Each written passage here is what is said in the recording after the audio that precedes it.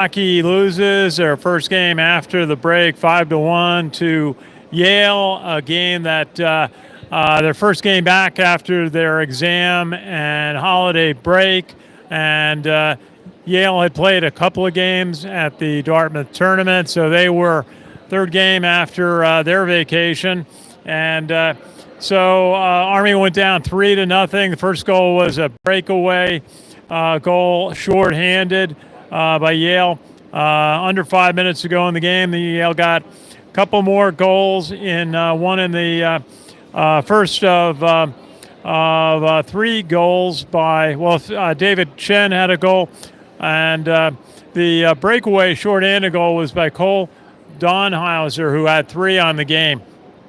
And he gave Yale a 3-0 lead in the second period, 3:52, getting a rebound behind Army goaltender Justin Evanson. And that was hard to break. Ricky Lyle got a goal for Army to give in the second period from Thomas Farrell and Max Ichtig. I'm going to get his name yet. So in the third period, Yale really decided the game with a goal. Although Justin Evanson stopped a breakaway, and then but Yale scored to give themselves a 4-1 lead, scored by Baynard Hole from Cole Downhauser at 4 points on the game. And then Army pulled the goaltender with 4:56 to go, down 4-1. And Army did a pretty good job controlling play. But then, in fact, one terrific save by Joey Baez, who was able to check the Yale player on the left wing side, keep him from getting a shot off inside the blue line. It's a great defensive play by Army. But then then Yale got the empty net goal at 1:11 by Cole Downhauser. As we said, it was his third goal of the game.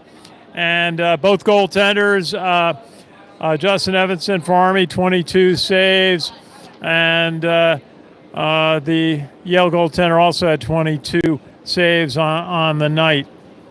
So Army now has a busy week. They'll be back in Connecticut later this week to play Sacred Heart, the last game that they're going to play at the Bridgeport Arena in college for Sacred Heart before they open up their new $70 million new hockey rink with a game against Boston College later this month.